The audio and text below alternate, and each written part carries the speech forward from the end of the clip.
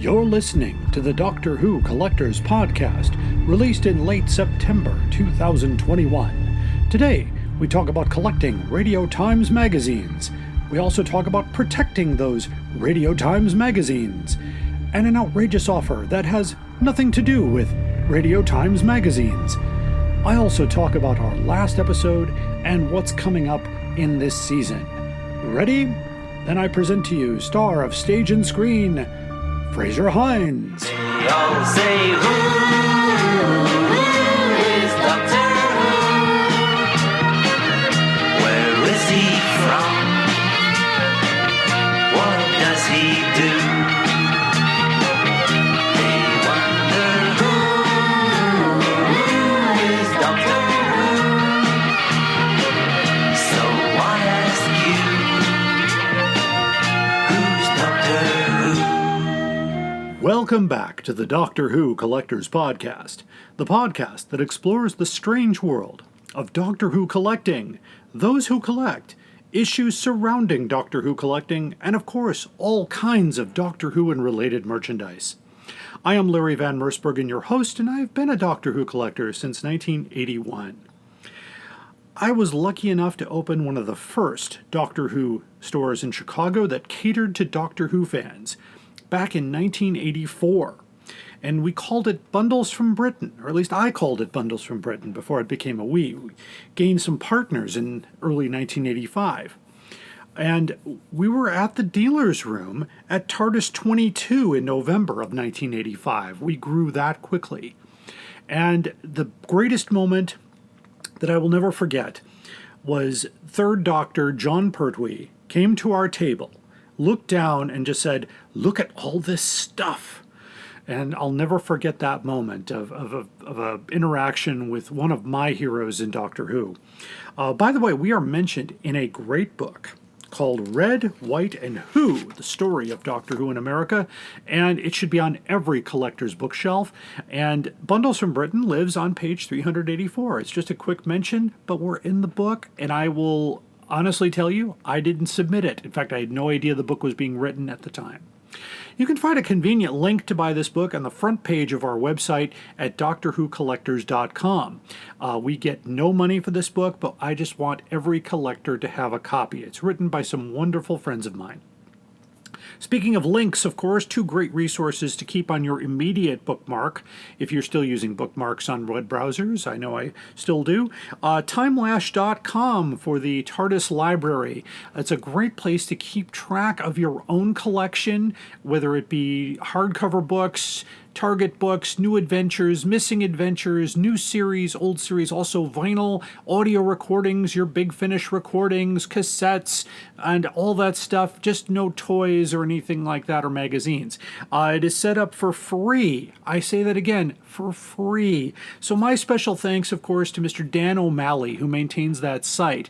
And I've worked with Dan indirectly. He's in Ireland, I believe. And so when I discover a new printing of a book, I'll try to get him pictures, and I've supplied images for the site to help it out and to keep it a great resource.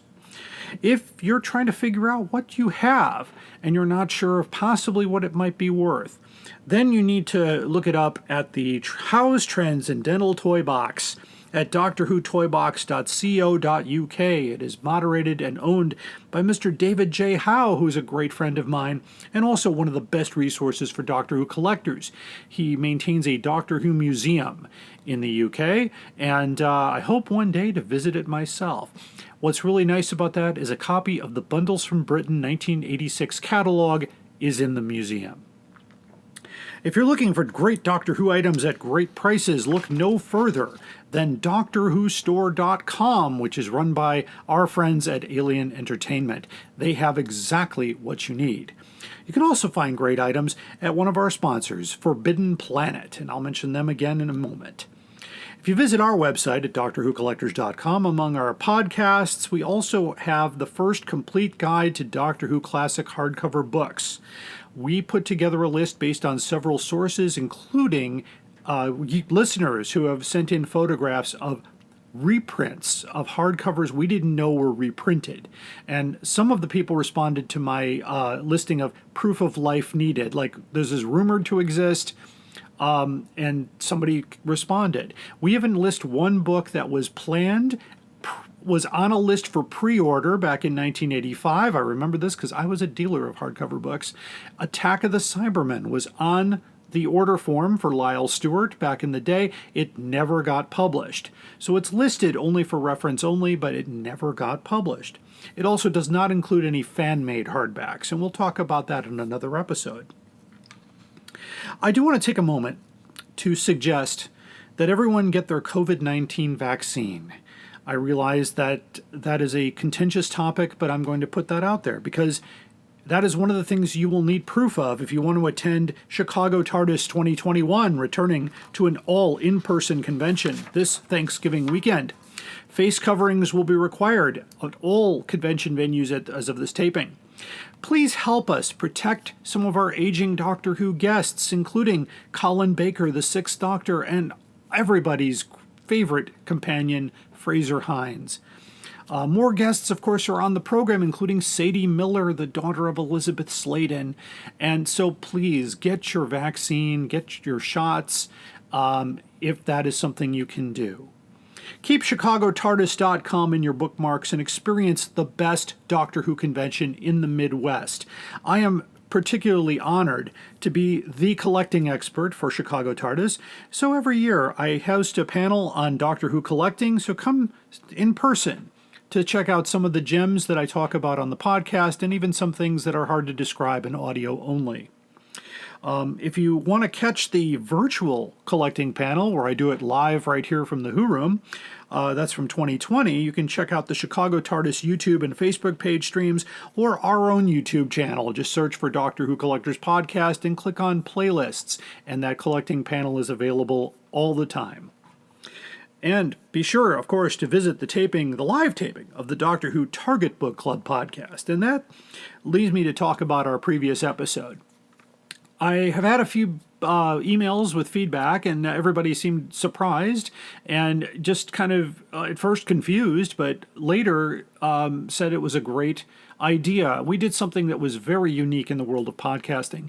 We decided to combine our podcasts to help celebrate the Target Book Club podcast's 100th episode. That's 100 Target books. I am currently putting together a way to stack 100 Target books and try to take a photo before it falls over so you can see how many books that actually is. That is a lot of paperback books that have been reviewed, some positively, some not so positive, but always hilariously.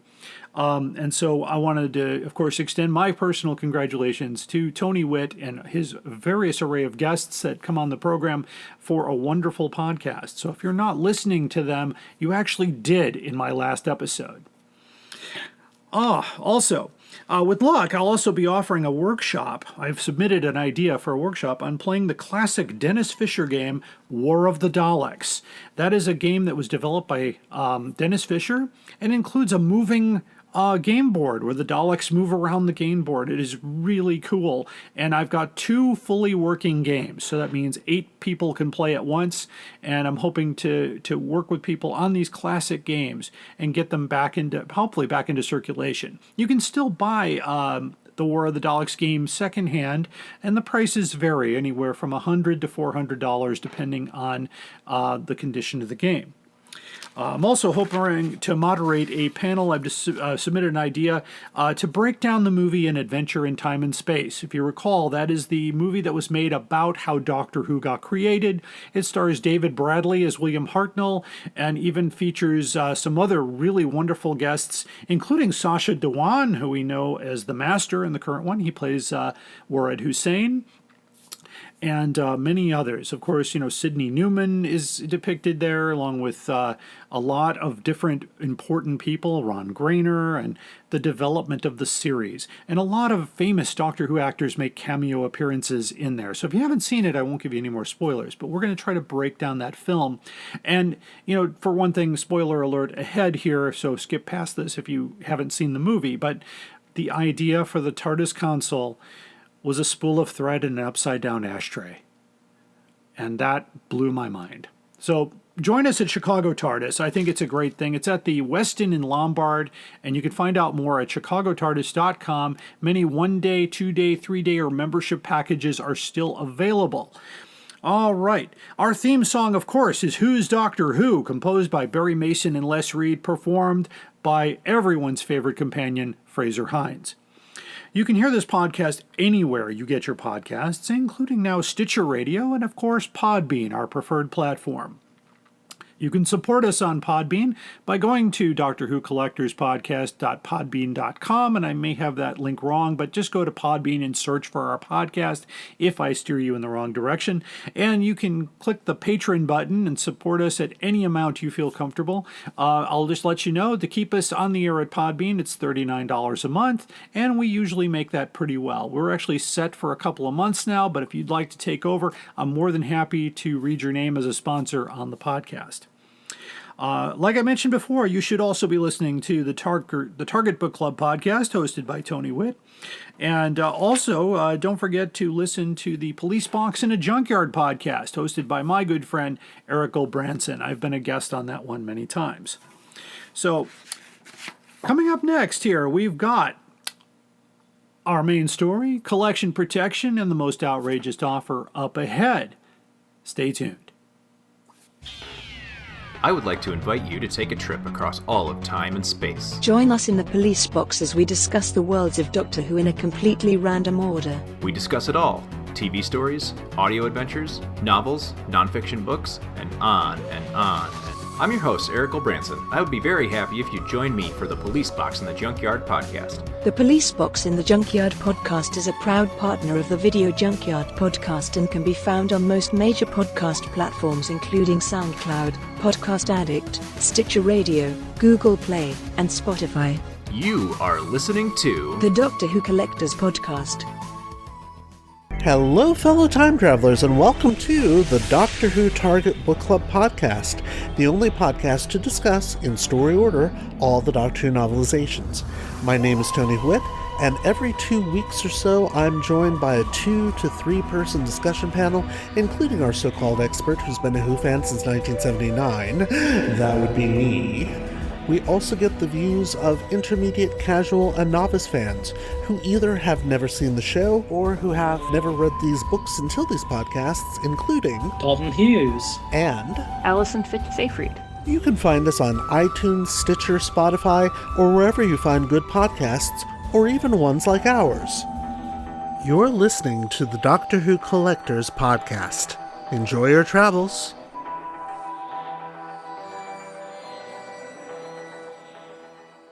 Up there is the scanner, those are the doors, that is a chair with a panda on it. Sheer poetry, dear boy. And now it's time for our main story. Today, I will be talking about collecting Radio Times magazine related to Doctor Who. But first, a little history about the Radio Times. The Radio Times is a British weekly listings magazine devoted to television and radio program schedules, with other features such as interviews, film reviews, and lifestyle items very similar to America's TV Guide. It was founded in 1923 by John Reith, then the general manager of the British Broadcasting Company, then from starting in 1927, the British Broadcasting Corporation, which it is today. It is the world's first broadcast listing magazine. The American TV Guide, by the way, was founded in 1953.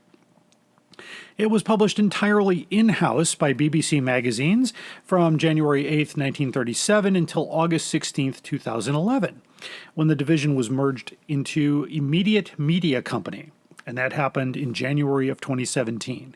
Immediate Media was then bought by the German media group Hubert Burda. The magazine is published on Tuesdays and carries listings from the week of Saturday to Friday, and originally the listings ran from Sunday to Saturday. The changeover meant in October 8, 1960, then they had a day listed twice. So that means starting with the Doctor Who magazines in 63, they are listed from Saturday to Friday. In successive issues since Christmas of 1969, they did a 14-day double-sized issue published each December containing schedules for 2 weeks of programs. Originally, this covered Christmas and New Year, but it also included their bank holidays, and on some occasions, those each appeared in separate editions, with the 2-week period ending just before the New Year. And with no surprise, Doctor Who is the most represented program on the cover, appearing on 29 issues with 35 separate covers due to multiple issues of the same cover. I'll talk about that in a little bit. In the 58 years since the program began on November 23rd, 1963. So it's a really interesting thing. And of course, this was published only in the UK as it was basically the TV guide for the United Kingdom. I first heard about them in 1984, and I asked some of my connections in England if you could send me copies of the Radio Times that have some Doctor Who in it, and they did. And I said, well, how much do you want for them? Well, it's like, well, they cost 50 cents, so send me 50 cents plus, $10 shipping. And I said, sure. So, and eventually we were getting multiple copies in. They'd go to the newsstand and buy a stack of them and send them over. You get the idea. So the Radio Times for basically April 30th to May 6, 2005, with this multiple cover thing, covered both the return of the Daleks to Doctor Who and the forthcoming general election. So on April 30th of 2005, the double-wide cover was used to commemorate the return of the Daleks, and had a scene from the 1964 series, The Dalek Invasion of Earth, in which the Daleks were crossing the Westminster Bridge with the House of Parliament in the background. And the cover text read, "Vote Dalek." The contest was sponsored by the Periodical Publishers Association, and this cover was voted the best British magazine cover of all time. So the 3 special covers depicting the Daleks invading the Capitol, showing the true colors of red, blue, or yellow, which depicted the Britain's political parties for the Labour, Conservative, and Liberal Democrats. So it was so that way they wouldn't be called out for backing one particular party. So that was really interesting. And of course, there were some various reasons where issues were not printed. So in May of 1928, there was a general strike. And then for 2 weeks in February, there was a fuel crisis. In 1947, I think that had to do with the aftermath of World War II and rationing. There was printing disputes in 1950 for September and October. Also in August of 81, 83, April of 83 and December of 83. The earlier dates was 1950, so there were a couple times with printing issues. Many collectors, of course, have sought issues of the Radio Times from November 1963 to the present day that include either a Doctor Who cover or a feature article or a favorite story when it was first broadcast. As I said, it was the most represented program on the cover. So from the William Hartnell era to the Jodie Whittaker era. I'm going to highlight some issues from the classic Doctor Who era, which is 1963 through the 80s. So this is probably one of our longer episodes, so hang with me. So one of the most rare issues of Radio Times, of course, is the Radio Times 23 to 30th November 1963, which covers the broadcast of An Unearthly Child. There was no cover photo, but a cover tag that said Doctor Who, a new Saturday afternoon television series of adventure in time and space, with a half-page preview article. And that, of course, would have been the first listing for Saturday. You would have seen that right there. The next one that would have been hard to find, of course, was the one dated 21/27 December of 63, which had the first appearance of the Daleks with the Dead Planet. And there was a feature preview of a half page on Doctor Who and the Dead Planet. And the next one, of course, that got a lot of attention was the 21st to 28th November 64 with the cover tag of Doctor Who and the Daleks Saturday TV depicting an invader going across the Westminster Bridge. And of course, the article refers to them as robots throughout because, they didn't have the information yet. So that was interesting stuff.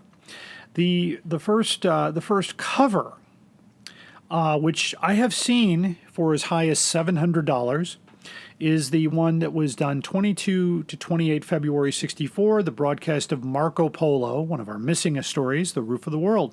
And it features William Hartnell on the front cover, along with the actor playing Marco Polo, and the broadcast of The Roof of the World, with a preview half page. So it's interesting there. There's a lot of different things. So the next big one, of course, is the 21-27 November 1964. The cover has, of course, the Daleks. They were so huge. Of course, as you know, the Daleks gathered over 10 million viewers. So the Dalek invasion of Earth, World's End, and an article called "The Daleks Are Here," looking at the Dalek phenomenon. Of course, that's when the BBC decided to open up the marketing and sold all of those Dalek-related items, including the Dalek book, the Dalek pencil, the Dalek play suit, and all of the things that had Dalek printed on it in order to gain the fandom. Of course, fans were picking up right and left. In Christmas 1964, the Radio Times had an 8-page Lewis Carroll kind of parody called Barbara in Wonderland, which finds a young girl getting lost in the BBC studios before taking tea with the Doctor and two friendly Daleks, one of whom has indigestion, and the other one says politely, "Please sit down and do not eat all the cakes." I love it. It looks like 19 February 1965, we have The Web Planet, which is also another cover featuring the Zarbi and the Doctor and his companions around the TARDIS, another very rare issue.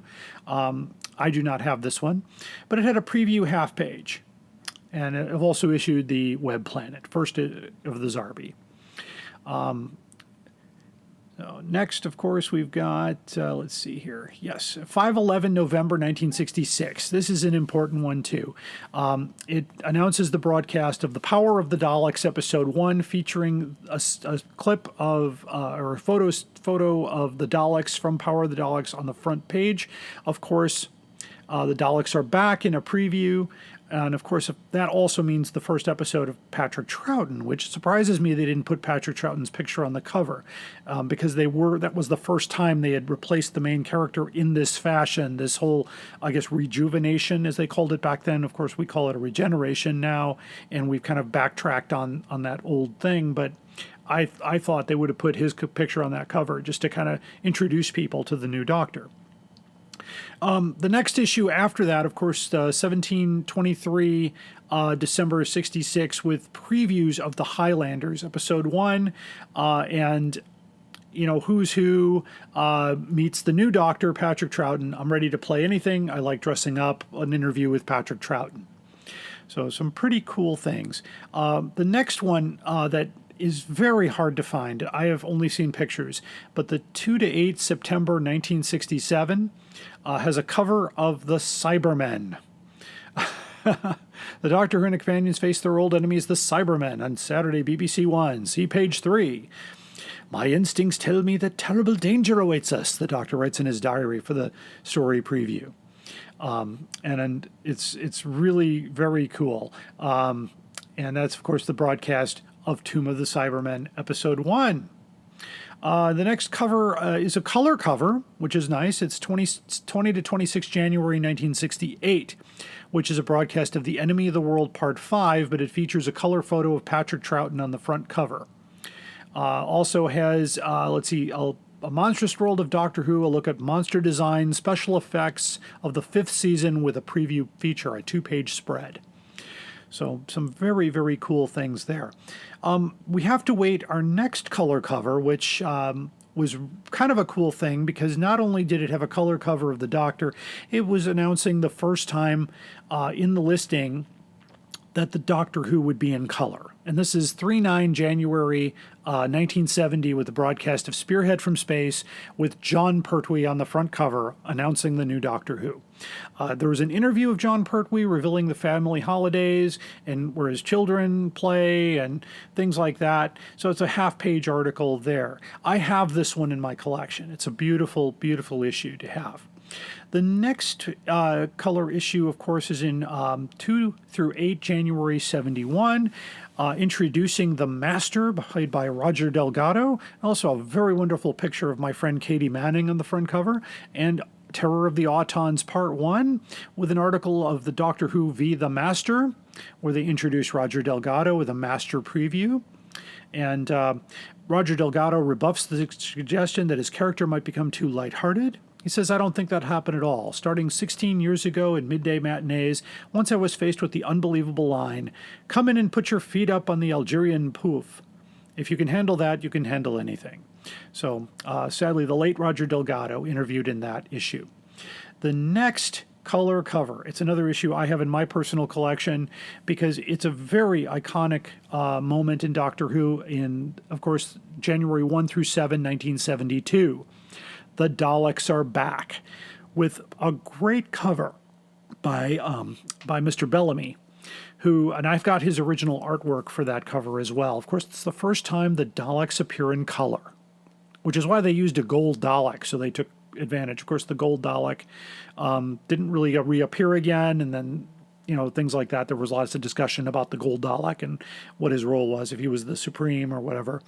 But there was a broadcast cover of Day of the Daleks Part 1 with Frank Bellamy. I couldn't remember his first name. And then there was an article there about write your own Doctor Who adventure and win a competition of a prize. So some pretty cool stuff there. There were illustrations done in several of them as well. So if you have an issue that might have a little picture, sometimes when they did a Dalek story, they'd put a little Dalek next to the listing, which is kind of cool. The next color cover, of course, is 30 December to 5th of January 1973, which is a cover of the three Doctors in color, William Hartnell, John Pertwee, and Patrick Troughton, with the broadcast of the Three Doctors Episode 1. The cover tag is Which Doctor is Who, and all explained as Doctor Who returns believing in the magic of space. Three Doctors and companions Susan Foreman, Jamie McCrimmon, and Joe Grant feature. There were also some portrait illustrations done by Frank Bellamy. So some really cool stuff. And also in 1973, they did a Doctor Who special magazine, which I have seen out there, which features a lot of color photographs and promotional photos for Doctor Who. The next color cover is 15 to 21 December 1973 with actor John Pertwee appearing on Michael Parkinson's Saturday Night Chat Show. Barry Letts replies to a reader who says that her son is petrified by the Doctor Who theme tune by saying, to produce programs which upset or offend nobody at all is the surest way of killing the excitement in television. Interesting stuff. I do not have that particular issue, but there's some really wonderful things. Then we kind of take a long break from covers. The next notable issue, I should say, is 2 through 8, January 82. So we jump a lot further ahead. The Tom Baker era is essentially got some feature articles, but no covers. So that was really interesting. This one does not have a cover, but it's the broadcast of Castrovalva with an introductory article on Peter Davison. He was 30 years old when he played the Doctor, by the way. In 1983, Radio Times released the 20th anniversary Doctor Who special, and it's very interesting for that fact that that magazine was also released here in the United States, and it has a wonderful 20th anniversary, pictures and articles, and I do have a copy of that. And the one I mentioned, I do mention this again in collection protection, is the 1925 November 1983 with a cover of The Five Doctors. This is the first issue of Radio Times that was sold commercially in the United States. They exported a whole bunch of them to distributors, and I had them at the 85 TARDIS 22 convention. A lot of dealers had them. Comic stores had them. I have one copy in my collection, but it's got, of course, a lot of promotional material, including an article. And the cover illustration, of course, is by our friend Andrew Skilleter. It is the second Doctor Who cover illustrated for Radio Times. The first I just talked about was in 72 with Frank Bellamy. Most have been photographs. This is actually an illustrated cover. So some pretty cool stuff. We fast forward a little bit further because the covers are not. They skip forward to 93 with a broadcast. This is after the show was canceled. In 26 November with the 1993 with the broadcast of Dimensions in Time. The 30th anniversary Doctor Who story, a 3D television event associated with the BBC's annual Children in Need. Special glasses were sold in aid of the charity, enhanced the viewing of special programs broadcast throughout the week, so you could see it in 3D. Of course, the next issue here was a cover tag in 1996, 17 to 23.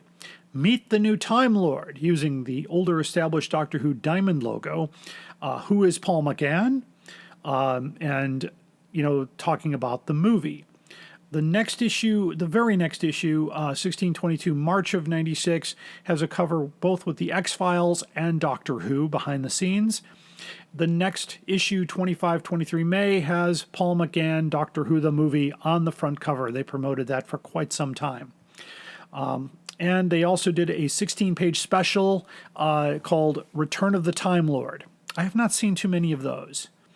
So that basically covers the classic era of Doctor Who. There were more covers, of course, done. There were some calendars. And as far as finding these, my number one suggestion is, and I don't like using the site very much, but eBay, of course, there are a lot of sellers selling issues of Radio Times that just have a Doctor Who listing. There is also a site out there that I will read you to. It's called RadioTimesBackNumbers.com. It's produced by Kelly's Books and Magazines, and they have a number of issues, some with Doctor Who covers in the most recent, and some of the older ones from the 60s and 70s with special features or listings. And they do list that on their site. So if I go to the site here and I click Radio Times 70s, and right away, 1970, there is 30 issues here. They've got them by year. They do not have the first one with the Doctor, but let me see if there's anything here with Doctor Who. I don't see anything here. But sometimes they'll list it if there's a Doctor Who listing in the magazine. So that's the great way to find Radio Times issues. You can also find them if you do a general search, and sometimes abesbooks.com carries them. But if you're a new collector for Radio Times, again, I always advise new collectors, start small. If don't go for the $700 Marco Polo cover, unless, of course, you can afford it. And there are many places. If you have any questions about Radio Times, of course, just do Google search. We did our research online to find those cover issues, and pictures of those covers are available. So it's a great way to get into an item that was not released in the United States. Like many Doctor Who items, the classic hardcovers, especially early editions, were never released here until the early 80s, and then ended abruptly in 1985 in the United States. So that's a great way to get started. Anyway, that's our main story today. We talked about Radio Times. Stay tuned. Sad, really, isn't it? People spend all their time making nice things, and other people come along and break them. And now it's time for collection protection. After talking about Radio Times and noting that the Radio Times over the years has changed sizes, I found a bag and a backing board that can be used to help protect these magazines so they last a long time. First of all, the size of the magazine, the early magazine was a bit larger than the usual bag, and some of them got a little shorter over the years. It depends on the printing. But anyway, the perfect bag for this is a bag from Bags Unlimited Incorporated. Remember, bagsunlimited.com. They have the collection protection supplies that you need as a collector from everything, including vinyl records, 8-track tapes, reel-to-reel, comic books, paperback books, hardcover books, newspapers, everything. I can't, off the top of my head, I just know that they've been in business for a long time because I was using Bags Unlimited back in 1981, and they're still producing great protection for archival and long-term, even short-term use. Anyway, the type of bag you need is called the Treasury Edition Graded Comic, which is a 10 9/16 by 14 1/4 polyethylene with a 1.5-inch flap. The catalog number is SLE2. So that you get 100 bags for $27.18. It's a great deal. And if the 100 bags is too much, that's the minimum order, unfortunately. But if you know somebody who also collects these things, maybe you could split the cost and divide up the bags. I used to do that a lot of times too, especially if I needed a special size. Anyway, the backing board gets a little more involved. They don't have a direct size backing board for that Treasury edition, but they do have a backing board for the Large Life magazine and Large Sheet Music, which measures at 10 3/4 by 14 1/4. It is 0.04 inches thick, acid-free, and buffered. So it's for optimum protection. So they are a bit larger. So what you'll need to do, and this is something that I do for each of my Radio Times issues, is you'll have to put the Radio Times on the backing board and very carefully trace the outline of the board with a pencil, using a ruler to protect the magazine, so you don't put pencil on the magazine. And then after you're done, get yourself an X-Acto knife and either a rubber cutting surface or concrete, something you don't want to carve into, like wood would not work. I have a piece of vinyl flooring that I use for this that I cut up into a square, and I put that on my workbench. And then you're going to use a ruler again, or a square. A carpenter square works as well, and you're going to cut along those lines so that they're nice and straight and not scissors is problematic because the scissors leaves behind, as you go forward, it leaves little shavings behind.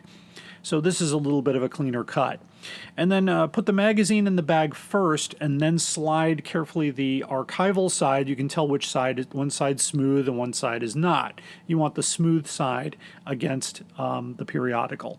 And then you can tape it closed. I like resealable tape. You can use any kind of tape, as long as it's not tape that'll yellow over time. So you want to be careful. Archival tape works great.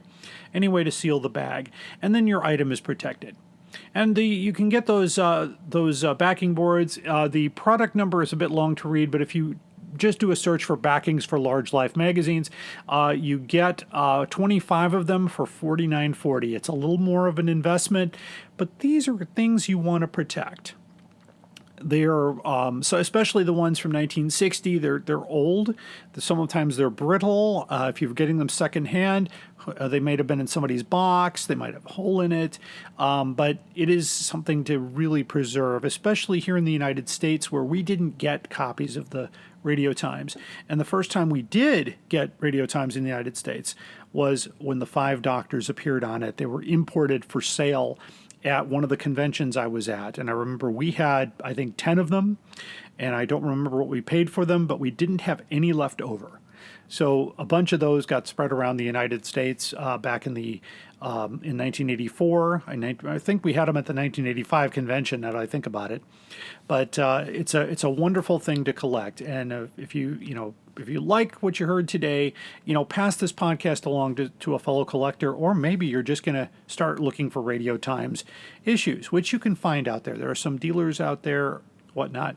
But anyway, that is collection protection. All my travelings throughout the universe, I have battled against evil, against power-mad conspirators. I should have stayed here. The oldest civilization.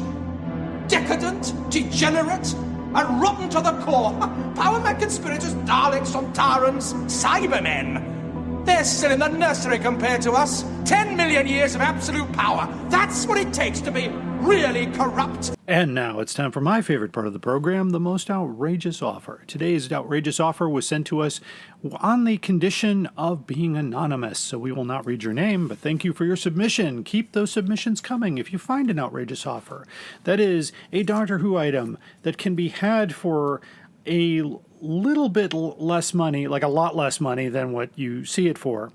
Send us a link at DoctorWhoCollectorsPodcast@gmail.com. I will investigate. If I can find it and I can verify it, then we'll put it on the show. And sometimes I'll put more than one. Today we just have one.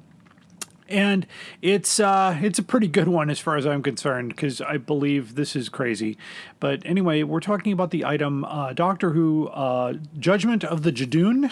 It's a hardcover book that was published in, it looks like, 2009 by Random House UK, and features David Tennant on the cover with a picture of the Judoon. So what I have here is I have the Jules Bookshop from the United Kingdom, who's been an online seller, it looks like, since 2007, with a perfect seller rating, by the way. And he has 2 of these books for sale. So, first of all, shipping to the United States is listed at $61.84. So, I'm not sure if you're buying both books or if you're buying one book. It doesn't really say here.